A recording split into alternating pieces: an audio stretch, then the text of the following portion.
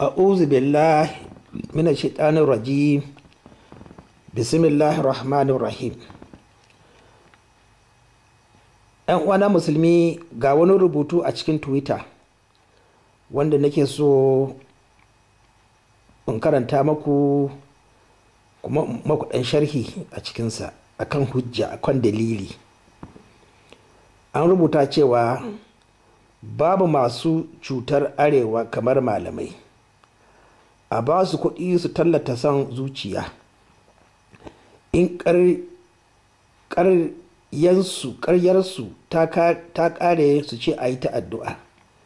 Hajiya Naja'atu, ina jin sunanta amma ban taɓa gamuwa da ita ba, ban san ta ba actually.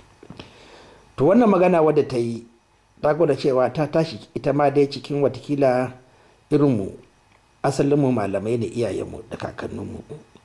Ita ma ta yi karatu na neman ilimin addinin musulunci akan yadda ya kamata mata su sani. To wannan magana da ta fiɗe gaskiya ne, kuma bai kamata a ce ba gaskiya ne ba, kamar yadda wani ya gwada cewa akwai kuskure. To magana ɗaya ta isha ta gwada cewa ba mu da malamai, ko akwai sun cutar da mu. Na ɗaya dai akan dai alƙawarin Allah subhanahu wata'ala zai aiko da littafi da mutum wanda idan muna cikin kuskure zai tada mu ya gwada mana hanya mu shiga aljanna ko mu ji daɗi a duniya. Sai babban malaminmu Muhammadu Rasulullahi sallallahu alaihi wasallama ya ce al'ulama warathatul anbiya, malamai su ne magadan annabawa. To shin wai in akwai malamai a arewa, akwai wani lokacin da akwai annabi aka sha wahala a duniya, in kuma dai an bi wannan annabin tun daga annabi Adamu alaihi salam? Wane ne annabi Yusuf alaihi salam? Duk sauran annabawa na 24 shin sun kawo mutanensu wahala ne kamar yadda muke ciki a yanzu da rashin kwanciyar hankali? To kun ga kenan ashe wannan baiwa Allah Hajja Naja'atu gaskiya ta fiɗi. Wallahi malamanmu suna kawo mana cuta ne da koma baya da wulakanci. Me ya kawo Boko Haram a Najeriya? Ni na karanta tarihin Boko Haram, wallahi malamai ne. Ɗaya daga Daura, wani ɗan kuma ɗan yaro daga Kano. Ya za a ce mutum daga Daura wai tashi je Kano ya je Maiduguri wai yana wa'azi? Shi wane ne shi? Ina musulunci ya shigo mana ta Maiduguri? Ina suke? To kun gani kenan a ce ashe wato mu matsorata ne. Kowa ya yi tahƙiri, ya wulakanta kansa. To kuma addinin na musulunci wallahi ba wanda ya hika. Kowa yana zuwa ne wajen manzon Allah sallallahu alaihi wasallama ya nemi addinin nan. Shi yasa Abdullahi ibn Abbas ya ce in ka ɗauki alƙur'ani ka tabbata cewa ka mai da kanka kana gaban manzon Allah sallallahu alaihi wasallama kana karantawa, ba zai baka kai kuskure ba. Kuma addinin nan ya kashi kishi biyu. Akwai addini irin namu mu ɗan boko, mun da girgire alhamdulillahi, ko mun taimaki arewa, kuma ba shakka mun ɗaukaka arewa a ƙasashen waje, don saboda muna zuwa muna tantanawa da turawa akan iliminmu, suna ci suna mamaki. Na taɓa kai waɗansu mutane da suka ƙone guda 3 a wata babbar asibitin Ingila ta ƙona. Da na kai su likitan ya gani sai ya ce wani wane ne ni? Sai ya ce wai tukuna wai mai sama aka ɓata kuɗi aka ce a kawo su wurin shi me zai iya yi? Ba abin da zai iya yi. Ya ce ni na ce ni na kula da su, wata na 3 ina kula da su. To me ake so abin nan wanda na romu abin nan? Mun yi ilimin nan na boko, kuma ilimin boko nan mana amfani da shi mu fahimci addinin musulunci, mu fahimci suna ta manzon Allah sallallahu alaihi wasallama.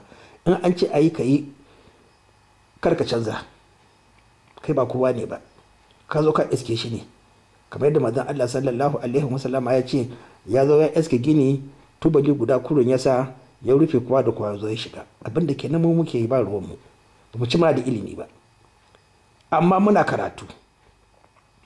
Allah ya ba mu kwanciyar hankali, kuma tilas ne mu zo mu shirya mu ba Allah amsa abin da zai ce na kawo maka littafi, na kawo maka mutum, to ni da mutum in kaina. Mi kai da dukiyar da na baka ya ba mu abin da za mu ci, abin da mu rayu ba tare da bara ba. Mi za ka yi, mi kai da shi ka kauce kanka daga wannan wulakanci. Ba kowa ko mazan Allah ya na can shi mana ta kansa, sai daga ni sai Allah. Sai ce na ce ba shakka sai mazan Allah sallallahu alaihi wasallama, kuma ni almajirinsa ne, ko Abubakar bai hini ba wajen mazan Allah sallallahu alaihi wasallama. Gani ba wani abu ne ba, da mazan Allah sallallahu alaihi wasallama ya ce su sahabbansu ne, amma mutanen shi suna gaba, ina cikin su. To in aka ɗauki da wannan abu ba mu da malamai, tunda ba su shugabanci. Na daɗe tun ina yaro nake addinin musulunci, ban taɓa tsammani ba da na balaga akwai lokacin da na jinkirta sallah. Sai dai wanda ban da iko da ban iya tashi in sallah asuba da wuri, ina makara, wannan kuma ban da iko a kan shi. Amma dai waɗannan guda hudun ba ta in ce na makara. Sa'annan kuma a nan garin Kaduna na fara wa'azi a FRCN, an sanni. Na biya kuɗi shekara nawa ina wa'azi a DITV, an sanni. Ina gode ma Halifa Baba Ahmed, yana gaya man irin sharrin da malaman Kaduna ke kulla mani. Su je wurin shi suna suka na, sai ce shi ba ruwan shi da ni, kuɗi na biya. Amma ya yadda zai ba mu fili a haɗu su fi abin da suke tsammani game da ni in kare kaina, kowa da kowa ya ji. So uku wallahi in naje ba su zuwa, sai in je in rabin awa guda ya hito yana ba na haƙuri, don Allah ka yi haƙuri, wallahi ba su zuwa.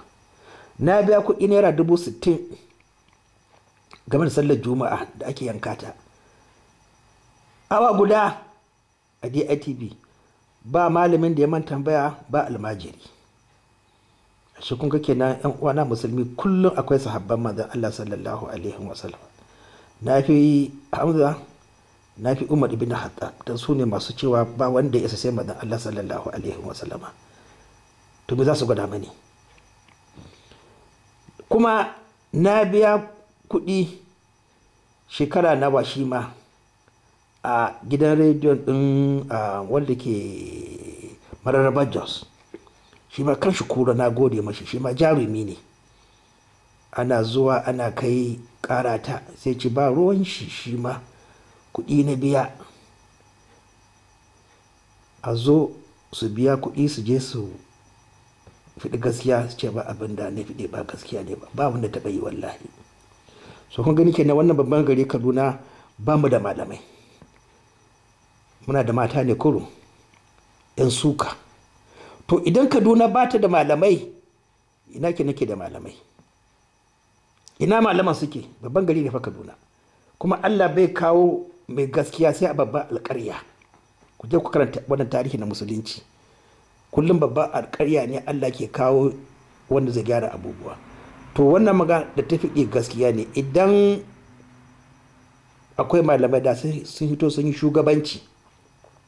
Kuma tunda musulunci ya shigo a Najeriya, ina ne kuka ga shugaba yana sallah, amma ku je ku gani cewa wake limanci a refinery, duk inda naje ina aiki ni ne liman. Sai ku ce wani abu wai na fito ina neman shugaba, ba ma tilas kamata ya asani ba, tilas in zo in shugabanci. Na shekara 20 a Kaduna, shugabancin mai asibitin NNPC shekara 20, duk abin da ake sai ni nake saye. Gidana ɗaya, na shekara 20, mota na guda ɗaya. Me nake da shi? Me yasa muka bi wannan abu? Muna da addinin musulunci. Kuma su wane ne ya kamata su shugabanci in ba mu ba? Cikin ɗan bokan. Ɗan bokan me yasa? Ɗan bokan bai san addinin musulunci ba. Da yawansu ba su yi larabci ba, da yawansu ba su yi arke ba, da yawansu ba su sallah, da yawansu ba su azumi. Duk musan asalinmu.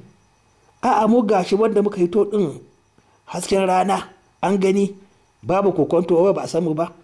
To waɗanda kuka sani ɗin me suka maku har yanzu ɗin, me za su maku gobe? Wallahi da sauran wahala. Ɗan uwana musulmi, gaskiya ne malamai su ne suka kawo mana wulakanci a arewa, ba wani mutum ba. tunda ba su sun yi so su zama tare da 'yan boko jahilai kama yaf'al bikum. To wannan abu gaskiya ne haka yake, sun wulakanta mu su kuma an wulakanta su. Assalamu alaikum.